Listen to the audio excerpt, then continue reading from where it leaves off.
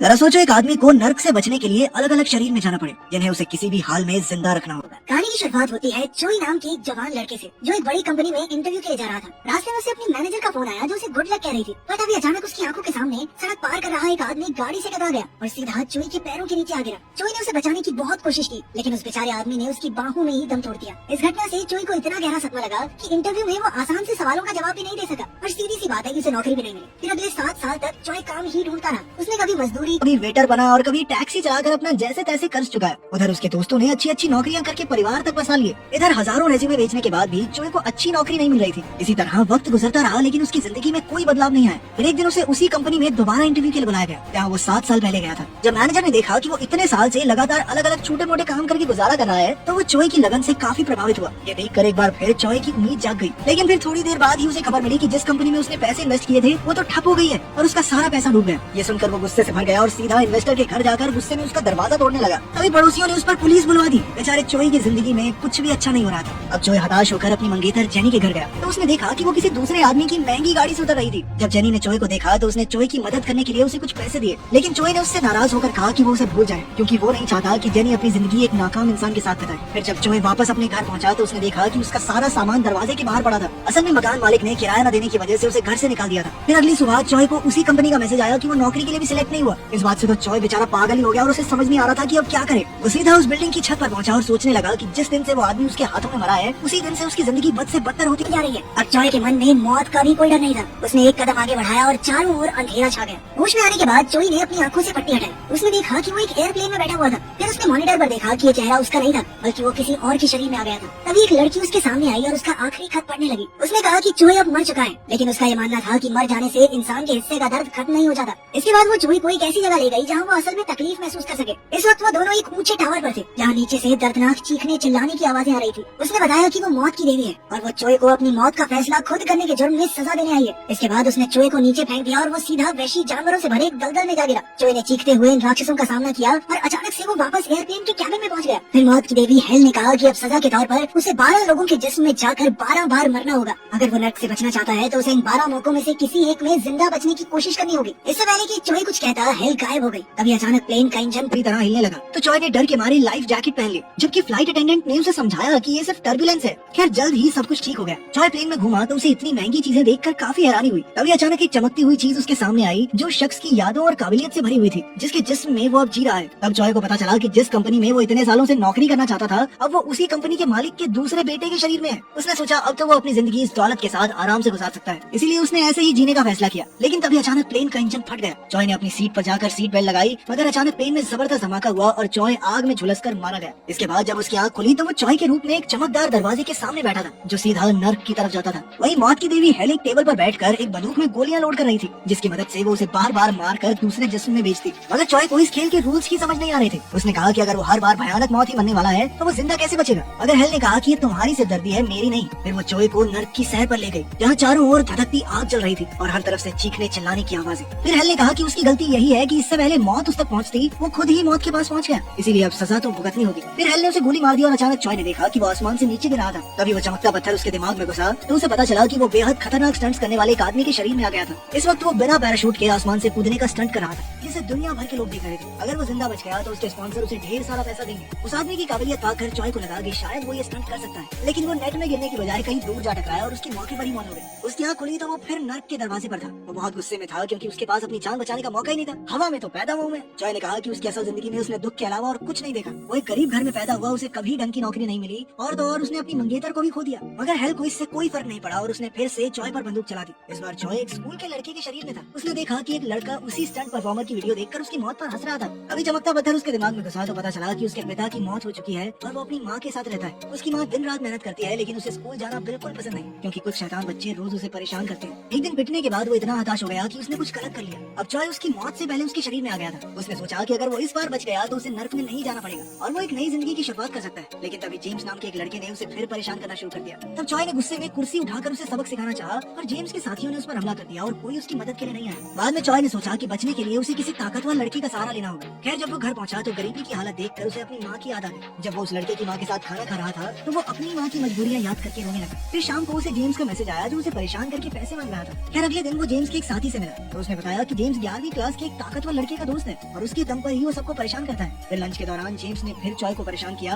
तो चॉय ने सबके सामने उसके सर पर नूडल्स गिरा दिए। जेम्स ने गुस्से में अपने साथी को चॉय पर हमला करने को कहा, मगर उसने तो साफ इनकार कर दिया। असल में चॉय ने ही उसे बीच में आने से मना किया था, क्योंकि अब वो सब कुछ खुद करने वाला था। उधर जेम्स 11वीं क्लास के लीडर टॉम से मदद मांगने गया तो टॉम अपनी गैंग के साथ चॉय को सबक सिखाने पहुंचा। लेकिन चॉय को देखते ही वो हैरान रह गया कि क्या जेम्स एक छोटे से लड़के से अकेला नहीं पड़ सकता। इस पर जेम्स शर्मिंदा हो गया। जब टॉम ने चॉय पर हमला करने की कोशिश की तो वही जेम्स का साथी चॉय की मदद करने आ गया। वही मामला खत्म हो गया और फिर चॉय ने ताकतवर बनने के लिए हर रोज कसरत शुरू कर दी। लेकिन जेम्स को उसके दोस्तों ने कुछ ज्यादा ही छेड़ दिया था कि एक पिद्दू से लड़के से पिट गया तू। और एक शाम उसे अकेला देखकर जेम्स ने एक पत्थर से उस पर हमला किया और उसकी जान ले ली। एक बार फिर चॉय की आंख नर्क के दरवाजे पर खुली और अचानक उसके सर में गोली लगी। इस बार वो फिर एक नए शरीर में पहुंचा जहाँ वो एक कुर्सी से बंधा हुआ था और उसके सर पर कपड़ा था। उसके आसपास मौजूद गुंडे उस पर अत्याचार करते हुए लड़की और पैसों का ठिकाना पूछ रहे थे। जैसे ही वो चॉय को हथौड़े से मारने वाले थे तो अचानक चमकता पत्थर उसके दिमाग में घुसा। चॉय को पता चला कि इस बार वो एक सीरियल किलर के शरीर में था जिसे अपने बॉस की गर्लफ्रेंड से प्यार हो गया था। उस लड़की ने भागने में उसकी मदद मांगी तो चॉय ने बॉस के $10 मिलियन चुरा कर लड़की को दिए और उसे एक सुरक्षित जगह पर छुपा दिया। लेकिन जल्द ही बॉस ने उसे धर दबोचा। फिर चॉय ने जोर लगाकर खुद को आजाद किया और फिर बत्तियां बुझाकर सभी गुंडों की छुट्टी कर दी। फिर चॉय ने बॉस का चुराया हुआ पैसा ढूंढने का फैसला किया जिससे वो एक नई जिंदगी की शुरुआत कर सके। उसने दरवाजा खोला तो वो एक चलते ट्रक के अंदर था। अब वो एक मोटरसाइकिल लेकर बाहर निकला और कई गुंडों का झुंड उसके पीछे पड़ गया। उन्होंने एक पुल पर उसे घेर लिया मगर चॉय बड़ी चालाकी से उनके चंगुल से बाहर निकला। मगर फिर भी कुछ गुंडे उसके पीछे आ गए तो वो सीधा एक बिल्डिंग की छत पर पहुंचा और वहाँ से एक पूल में जा कूदा। बॉस ने उसे तुरंत पकड़ने का हुक्म दिया। इधर चॉय भागकर समुद्र किनारे पहुंचा तो बॉस की गर्लफ्रेंड ने आकर उसे गले लगा लिया। जब चॉय ने उसे बताया कि सारे पैसे गुब्बारों वाली बोट पर हैं तो अचानक लड़की ने उसे गोली मार दी। एक बार फिर से चॉय नर्क की चौखट पर गिरा हुआ था और हेल उस पर हंस रही थी। लेकिन चॉय भी इतना बेवकूफ नहीं था। असल में उसने लड़की को पैसों का असली पता पता ही नहीं था और अब वो अगली जिंदगी में पैसे ढूंढेगा। इसके बाद वो एक जेल की कैदी के शरीर में आया जहाँ उसके साथियों ने उसे संभल कर रहने को कहा, क्योंकि एक सरफिरा हत्यारा उसके रिहा होने के 4 दिन पहले ही उसे मार डालेगा। तभी वो सिरफिरा कमरे में आया तो चॉय ने देखा कि ये तो जेम्स था, वही लड़का जो उसे क्लास में परेशान करता था। उसे देखते ही चॉय गुस्से से आग बबूला हो गया और उसने जेम्स पर हमला कर दिया। यार उसके साथियों ने उसे रोका तभी चमकता पत्थर उसके दिमाग में घुसा। चॉय को पता चला कि इस वक्त वो ऐसे लड़के के शरीर में था जो MMA फाइटर बनने के सपने देखा करता था, मगर उसकी माँ के सर पर बहुत ज्यादा कर्ज था। इसे छुड़ाने के लिए वो किसी अमीर ज़ादे का जुर्म अपने सर पर लेने को तैयार हो। उस वक्त उसकी उम्र 18 साल से कम थी, इसलिए उसे सिर्फ 2 साल की सजा हुई। इसके बाद जब असली गुनहगार का वकील उससे मिलने आया तो उसने पूरी दुनिया को सच बताने की धमकी दी। इस तरह उसने अपना मुंह बंद रखने के लिए कुछ और पैसे मांगे।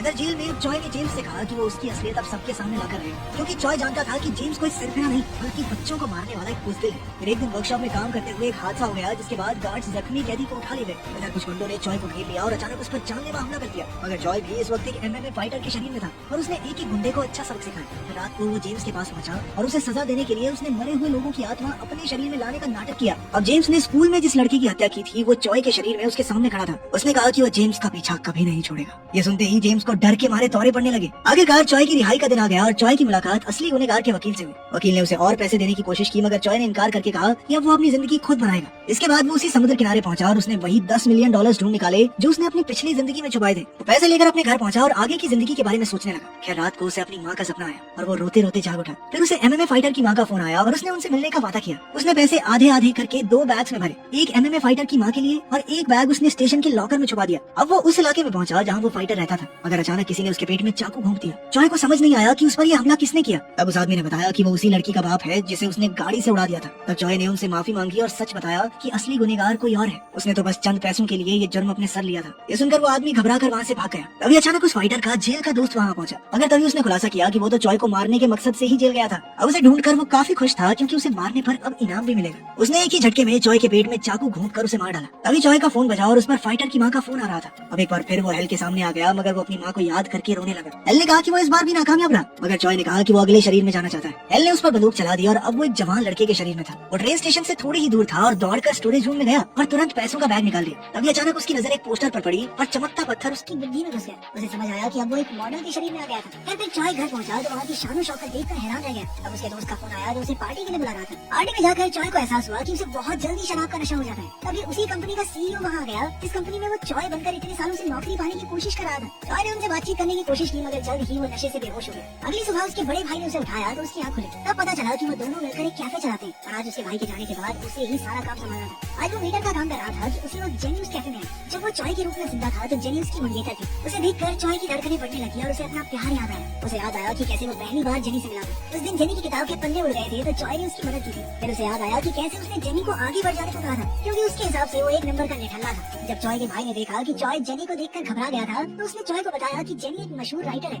चॉय ने तुरंत गूगल पर देखा कि जेनी के नॉवल को हाल ही में पुरस्कार मिला था। ये नॉवल उसके एक प्रेमी की कहानी के ऊपर था। चॉय जॉय ने तुरंत वो किताब ढूंढकर पढ़ी तो उसे समझ आया कि जेनी ने ये किताब जॉय और उसके साथ बिताए हसीन पलों के बारे में लिखी थी। जॉय ने उसे कहा कि वो उसे मरते दम तक प्यार करेगा और कभी छोड़कर नहीं जाएगा। फिर जब वो कैफे में था तो उसे याद आया कि उसने जेनी की किताब पूरी होने पर उसे एक फाउंटेन पेन देने का वादा किया था। फिर जॉय ने शाम को ही पेन खरीदा और उसे जेनी के नाम लिखवाया, मगर उसने जेनी को वो पेन दिया नहीं। इसके बाद जॉय ने उसी आदमी को देखा जो उस दिन जेनी को घर छोड़ने आया था। वो अपने परिवार के साथ था और उसने जेनी को अपनी बहन बताया। ये सुनकर जॉय को एहसास हुआ कि उससे कितनी बड़ी गलती हो गई थी। फिर अगले दिन जॉय जेनी के लिए खास चाय लेकर उससे मिलने गए। उसने कहा कि वो उसकी नई किताब के लिए उसे एक कहानी सुनाना चाहता है। फिर उसने एक आदमी की कहानी सुनाई जो एक के बाद एक अलग अलग शरीर में जाकर मौत का सामना कर रहा था। उसने सब कुछ इतनी बारीकी से बताया कि जेनी उससे बेहद प्रभावित हुई। जेनी ने उससे इस शख्स का नाम पूछा, मगर जॉय ने बात बदलते हुए उससे उसका ऑटोग्राफ मांगा। अभी उसने देखा कि जेनी वही फाउंटेन पेन इस्तेमाल कर रही थी। असल में ये पेन उसे जॉय की माँ ने किया था। उस दिन के बाद जॉय जेनी से हर रोज मिलने लगी और उसे हीरो के हर दिन की कहानी सुनाने लगी। जेनी ये देखकर हैरान थी कि ये सब कुछ एकदम असली लग रहा था। फिर एक दिन बारिश हो रही थी तो जॉय ने जेनी को एक लाल छाता तोहफे में दिया। इसके बाद वो कैफे में लौटा तो एक वेटरेस से कांच का ग्लास टूट गया। अब जॉय ने कांच साफ करने में उसकी मदद की तो उसके हाथ में चोट लग गई। अभी अचानक दूर से पुलिस सायरन्स की आवाज सुनाई दी और रेस्टोरेंट में मौजूद लोग बाहर हुए हादसे की बात करने लगे।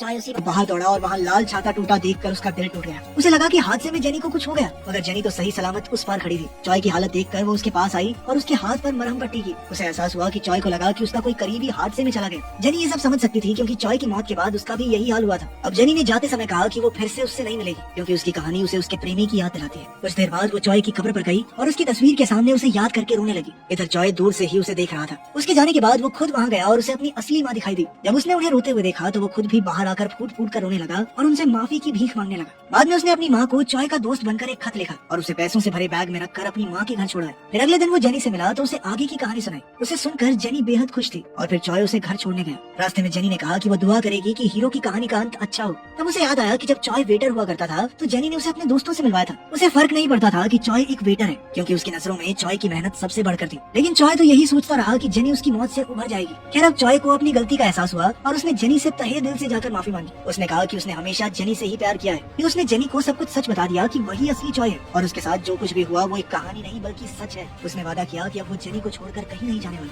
लेकिन तभी अचानक एक गाड़ी उसके सामने आ खड़ी हुई। उसमें उसी कंपनी का मालिक था जिसमें जॉय ने इंटरव्यू दिया था और तब जॉय को एहसास हुआ कि जितनी बार भी वो अलग अलग शरीर में आया वो इस आदमी से किसी न किसी रूप में जरूर मिलता है। जब एयरप्लेन हादसा हुआ तो शायद उसमें इस आदमी का हाथ था। इस बार उसने जेनी पर गाड़ी चढ़ा दी और फिर जॉय को भी बेरहमी से मार डाला। कुछ ही समय में पुलिस ने वहाँ हुए हादसे के सारे सबूत मिटा दिए और इधर जॉय की आंख खुली तो वो फिर से नर्क के दरवाजे पर था। वो समझ गया कि हर बार उसके जिंदा ना बचने के पीछे उसी गाड़ी वाले आदमी का हाथ था। उसने गुस्से में आकर उसकी जान लेने की कसम खाई और फिर दौड़कर मौत की देवी हेल पर भी गोली चला दी। इसी के साथ ये कहानी खत्म।